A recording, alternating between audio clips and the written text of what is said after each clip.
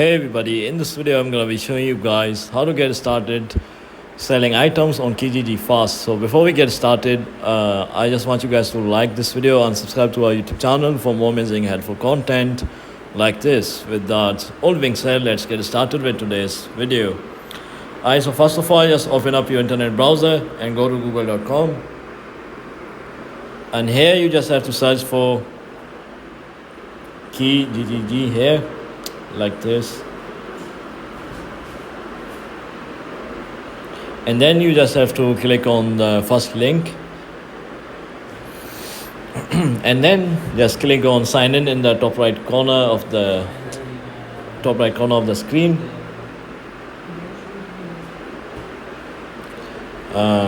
Just gonna wait for it to load, and then you just have to click on create one now, like this, and it will take you to this page right here. And here you have to put in your name, your email, your password, and tick everything. Then just click on sign up, and once you have done that, you just have to click on post ad in the top right corner of the screen.